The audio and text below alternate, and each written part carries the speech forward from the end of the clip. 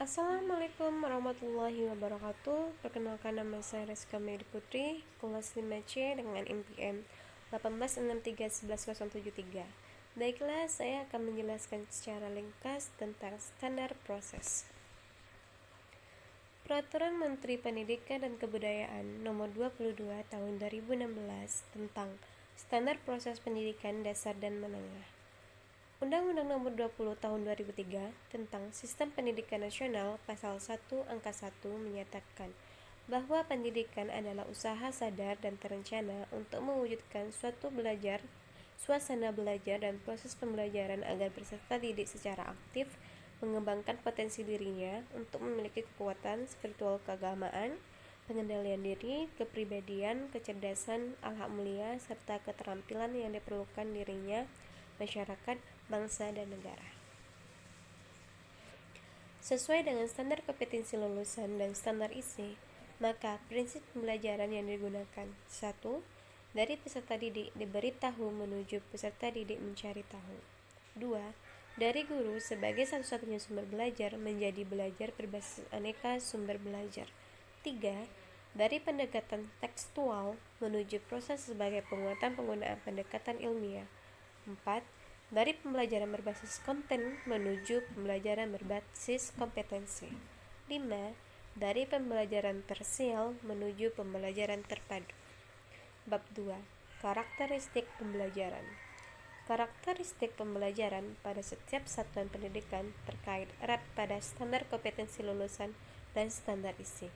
Standar kompetensi lulusan memberikan kerangka konseptual tentang sasaran pembelajaran yang harus dicapai. Standar isi memberikan kerangka konseptual tentang kegiatan belajar dan pembelajaran yang diturunkan dari tingkat kompetensi dan ruang lingkup materi. Karakteristik proses pembelajaran disesuaikan dengan karakteristik kompetensi. Bab 3. Perencanaan pembelajaran. A. Desain pembelajaran. Perencanaan pembelajaran dirancang dalam bentuk silabus dan rencana pelaksanaan pembelajaran atau RPP yang mengacu pada standar isi. Perencanaan pembelajaran meliputi penyusunan, rencana pelaksanaan pembelajaran, dan penyiapan media dan sumber belajar, perangkat penilai pembelajaran, dan skenario pembelajaran. Penyusun silabus dan RPP disesuaikan pendekatan pembelajaran yang digunakan. 1. Silabus. Silabus merupakan acuan penyusunan kerangka pembelajaran untuk setiap bahan kajian mata pelajaran.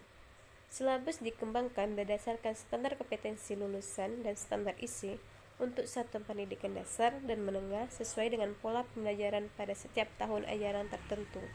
2. Rencana pelaksanaan pembelajaran.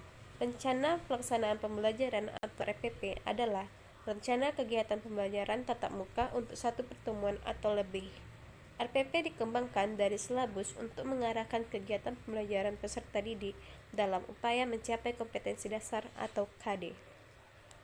Setiap pendidik pada satuan pendidikan berkewajiban menyusun RPP secara interaktif, inspiratif, menyenangkan, menantang, efisien, memotivasi peserta didik untuk berpartisipasi aktif. Bab 4. Pelaksanaan pembelajaran. Pelaksanaan pembelajaran merupakan implementasi dari RPP, meliputi kegiatan pendahuluan, inti, dan penutup. 1. Kegiatan pendahuluan. Dalam kegiatan pendahuluan, guru wajib A. Menyiapkan peserta didik secara psikis dan fisik untuk mengikuti proses pembelajaran. B. Mengajukan pertanyaan-pertanyaan yang mengaitkan pengetahuan sebelumnya dengan materi yang akan dipelajari. 2. Kegiatan inti. Kegiatan inti menggunakan model pembelajaran, metode pembelajaran, media pembelajaran, dan sumber belajar yang disesuaikan dengan karakteristik peserta didik dan mata pelajaran. Pemilihan pendekatan tematik dan atau tematik terpadu atau scientific atau inquiry yang penyingkapan atau discovery atau pembelajaran yang menghasilkan karya berbasis pemecahan masalah atau project based learning disesuaikan dengan karakteristik kompetensi dan jenjang pendidikan. 3. Kegiatan penutup. Dalam kegiatan penutup, guru bersama peserta didik, baik secara individual maupun kelompok, melakukan refleksi untuk mengevaluasi A. Seluruh rangkaian aktivitas pembelajaran dan hasil-hasil diperoleh untuk selanjutnya secara bersama menemukan manfaat langsung maupun tidak langsung dari hasil pembelajaran yang telah berlangsung.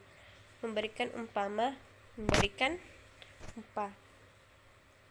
Bab 4. Penilaian proses dan hasil pembelajaran.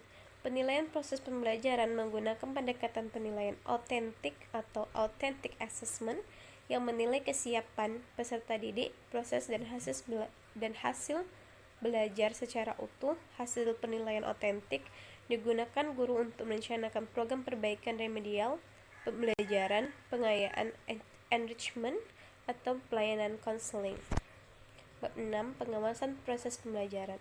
Pengawasan proses pembelajaran dilakukan melalui kegiatan pemantauan, supervisi, evaluasi, pelaporan, serta tindak lanjut secara berkala dan berkelanjutan. Pengawasan proses pembelajaran dilakukan oleh Kepala Satuan Pendidikan dan pengawas. Baiklah, sekian. Assalamualaikum warahmatullahi wabarakatuh.